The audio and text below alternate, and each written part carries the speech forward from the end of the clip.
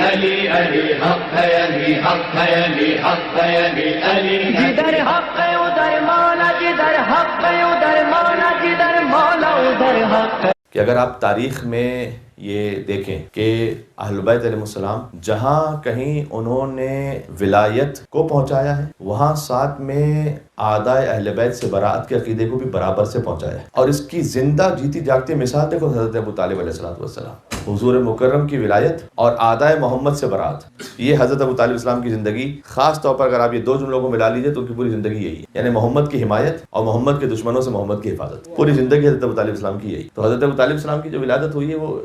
35 سال پہلے حضور کی ولادت سے، اور حضرت ابو طالب اور حضرت عبداللہ یہ میں نے عرض کیا کہ باپ کے اعتبار سے بھی دونوں سگے بھائی بنتے ہیں اور ماں کے اعتبار سے سگے بھائی بنتے ہیں۔ اور خاص ایک حضرت ابو طالب علیہ السلام کا جو کنٹریبیوشن اس وقت ہے، میں تاریخ آپ کے سامنے تھوڑی سی پڑھ دوں کہ حضرت عبد المطلب نے یہ نظر مانی تھی کہ اگر انہیں اللہ 10 بیٹے عطا کر دے گا تو اس میں سے ایک وہ رائے خدا میں قربان کریں گے۔ ایک قربانی کی نظر، قربانی کی سنت ایک جاری تھی، کیونکہ یہ سب ہیں ابراہیم علیہ السلام کی اولاد میں سے۔ تو ابراہیم علیہ السلام نے اللہ کے اذن سے اسماعیل علیہ السلام کو قربان کیا تھا اللہ کی خدمت میں، وہ اللہ نے ایک دمبا بھیجا اور اسماعیل علیہ السلام کو بچایا۔ تو حضرت عبد المطلب نے نظر مانی تھی کہ اگر اللہ سبحانہ وتعالیٰ مجھے 10 بیٹے عطا کرے گا تو میں ایک بیٹا قربان کروں گا اللہ کی راہ میں۔ تو تاریخ یہ کہتی ہے کہ جب 10 بیٹے عطا ہو گئے تو ان میں قرہ ڈالا گیا اور حضرت عبداللہ کا نام نکلا۔ تو حضرت عبداللہ کا جب نام نکلا تو حضرت عبد المطلب اپنی نظر کو پورا کرنے کے لیے تیار ہوئے کہ وہ قربان کریں۔ تو اس وقت حضرت ابو طالب علیہ السلام نے ایک ریکویسٹ کی اپنے بابا سے کہ اگر ہم عبداللہ کو بچا لیں اور اس کے عوض 10 اونٹوں کی قربانی کریں قرہ ڈال کر۔ ایسا یہ جو قرہ ڈالنا ہے یہ آج بھی فقہ محمدی میں بھی بعض چیزوں میں قرہ ڈال کر شریعت کا حکم حاصل کیا جاتا ہے، اس کی اپنی تفصیل ہے، اور دین ابراہیمی میں یہ سلسلہ اللہ سبحانہ وتعالیٰ ہی کے حکم سے جاری تھا۔ تو قرہ ڈالا گیا حضرت عبداللہ اور 10 اونٹ، قرآن نکلا حضرت عبداللہ، یعنی عبداللہ کی قربانی ہوگی۔ پھر قرآن ڈالا گیا حضرت عبداللہ 20 اونٹ، پھر حضرت عبداللہ اور 30 اونٹ، کہ اب 30 اونٹ کی قربانی کروں گا، عبداللہ اور 30 اونٹ، قرآن پھر نکلا حضرت عبداللہ 40 اونٹ، حضرت عبداللہ 50 اونٹ، حضرت عبداللہ 60 اونٹ، حضرت عبداللہ 70 اونٹ، 80 اونٹ، 90 اونٹ، اور حضرت عبداللہ 100 اونٹ۔ 100 اونٹوں تک جب بات پہنچی 100 اونٹ تو قرآن نکلا 100 اونٹ پر۔ اس وقت سے شریعت اسلام میں بھی یہ باقی رکھا گیا کہ یہ وہی سنت تھی کہ جو جاری رہی کہ اگر کسی کا قتل عمد ہو جائے تو اس کا خون وہاں 100 اونٹ ہے شریعت۔ حضرت عبد المطلب کی کم سے کم 5 سنتیں ایسی ہیں ابو طالب کے باپ کی جو اسلام سے پہلے کی ہیں۔ امام رضا علیہ السلام پر ایک شعر ہے، لیکن میں یہ اسلام سے پہلے کی بات کی کہ ایک مقام پر میں نے پڑھا تھا اس کو کہ کرنی ہے مجھے شاہ خراسان کی باتیں اور اسلام سے پہلے کے مسلمان کی باتیں۔ اسلام کے بعد ہونے والے مسلمان اور ہیں، اور جو وہ کر لیں اور اسلام بن جائے تو وہ اور ہے۔ ایک مل کے صلوات بھیجے خانواد ابو طالب علیہ السلام پر، تھوڑا سا آگے تشریف لائے گا، ایک ایک قدم آگے آ جائے گا۔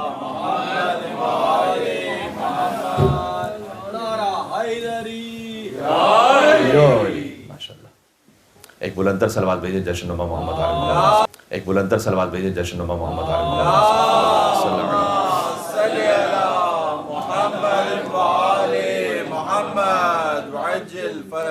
تو حضرت عبد المطلب کی کم سے کم 5 سنتیں وہ ہیں کہ جو بعد میں شریعت محمدی میں بھی جاری و ساری رہیں۔ اس سے سمجھ میں آتا ہے کہ نہ صرف یہ کہ فقط یہ اسلام اور ایمان کے درجے پر تھے بلکہ اپنے زمانے کی حجت حضرت عبد المطلب ہے اور ان کے بعد حضرت ابو طالب علیہ السلام ہے، اس لیے کہ حضرت عبد المطلب رسول اللہ کو سپرد کر کے گئے حضرت ابو طالب علیہ السلام کی خدمت میں۔ یہ تاریخ آپ کی خدمت میں عرض کرتا ہوں، میں ترتیب بار آگے بڑھ رہا ہوں۔ تو حضرت ابو طالب علیہ السلام ان کی ولادت ہوئی ہے، اور پھر جب حضرت عبداللہ علیہ السلام کی ولادت ہوئی تو حضرت عبداللہ کو بچانے کے لیے کہ ان کی قربانی نہ کی جائے بلکہ یہ اللہ تعالیٰ کی جانب سے ایک حکم تھا اور امر تھا، 10 اونٹ قربان کیے جائیں، پھر 20 اونٹ قربان کیے جائیں، اور 10 کر کے اونٹوں کی قربانی بڑھائی جائے، 100 اونٹوں تک جب بات پہنچی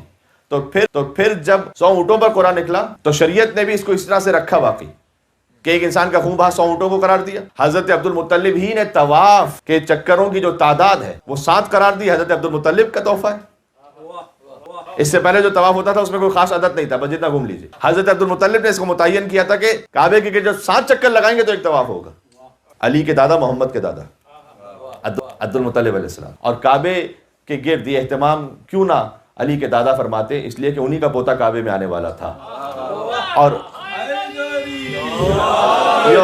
اور اس کی خوشخبری بھی حضرت ابو طالب علیہ السلام نے دی تھی 30 سال پہلے۔ وہ میں آپ کی خدمت میں عرض کرتا ہوں کہ حضرت ابو طالب علیہ السلام کے ایمان پہ فقط بات نہیں ہونی چاہیے، ان کی حجت ہونے اور عصمت پہ بات ہونی چاہیے ان کے، حضرت ابو طالب علیہ السلام۔ تو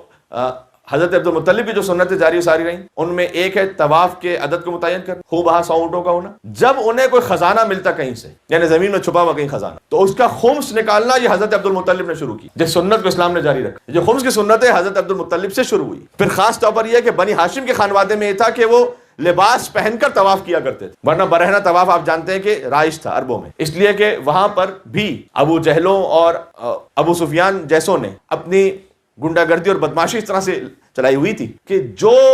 جس لباس کو پہن کر طواف کرے گا وہ لباس اسے بطور ٹیکس دینا پڑے گا یہاں. اور لباس چونکہ اتنا عام نہیں ہوتا تھا وہاں پر کہ مثلا ہر ایک کے پاس 10 15 20 لباس، تو اپنا لباس بچانے کی خاطر وہ لباس اتار کر طواف کرتے تاکہ یہ ٹیکس میں نہ دینا پڑے. اور اس سے پھر فحشاء کا ایک سلسلہ بھی انہوں نے شروع کر رکھا تھا. تو حضرت عبد المطلب نے اس بات کا پابند کیا تھا بنی ہاشم کو، اور ان کے اطراف میں جو افراد حضرت عبد المطلب کو گویا فالو کرتے تھے یا انہیں اپنا سردار سمجھ کے چلتے تھے، وہ فقط لباس پہن کر طواف کرتے تھے. اور ظاہر ہے کہ ان پر ان لوگوں کی ابو جہلوں کی جو گنڈا گردی تھی وہ نہیں چل پاتی. تو اس لیے جب آیت بھی نازل ہوئی تھی نا، سورہ توبہ کی آیتیں تھیں کہ جو مشرکوں نے طریقہ رکھا ہوا تھا کہ اب کوئی کعبے میں بتوں کی پرستش نہیں کرے گا اور برہنہ طواف اب کوئی نہیں کرے گا، تو سورہ براءت کو لے کر کون جاتا مشرکوں کے درمیان اور سناتا یہ. تو پہلے رسول اللہ نے کسی ایک صاحب کو دیا، وہ بھی ایک خاص وجہ سے دیا کہ پتہ چلے کہ جب دے کر لیا جائے تو پھر کیا ہے.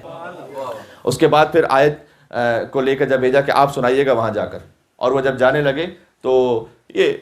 متفق علیہ روایت ہے کہ جس پر اہل تسنن اہل تشیع نے اس بات کو لکھا ہے کہ اللہ سبحانہ و تعالیٰ نے وہی نازل کی کہ یا آپ جائیں یا رجل من کا، یا آپ میں سے کوئی ہو، آپ جیسا کوئی ہو. تو انہیں بلایا اور بلا کر ان سے لے کر حضرت علی ابن ابی طالب علیہ السلام کے حوالے کیا کہ آپ جائیے اور سنائیے. اور اس میں جو مصلحت علماء نے لکھی وہ یہ ہے کہ جا کر مشرکوں کے درمیان یہ کہنا کہ آج سے کوئی برہنہ طواف نہیں کرے گا، وہ وہی کہہ سکتا تھا کہ جس کے بزرگوں نے کبھی برہنہ طواف نہ کیا.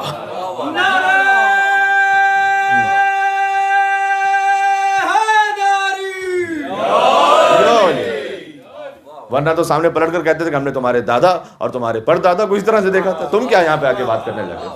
فقط علی ابن ابی طالب علیہ السلام تھے، یا رسول اللہ تھے یا مولا علی تھے جو جا کر یہ کہہ سکتے تھے. تو یہ جو اسلام کی سنتیں تھیں یہ جاری رہیں، حضرت عبد المطلب نے جنہیں جاری کیا اور وہ جاری و ساری رہیں بعد میں شریعت میں. خود زمزم کے کنویں کو کہ جو ناپید ہو یعنی گمنام ہو چکا تھا، پتہ نہیں تھا لوگوں کو زمزم کا کنواں کہاں پر ہے، اس کو دریافت کیا حضرت عبد المطلب علیہ السلام نے. تو یہ حضرت ابو طالب علیہ السلام کے بابا کا جو کنٹریبیوشن ہے اسلام میں، اس کی اپنی پوری تاریخ ہے. علی علی حق ہے، علی حق ہے، علی حق ہے، علی علی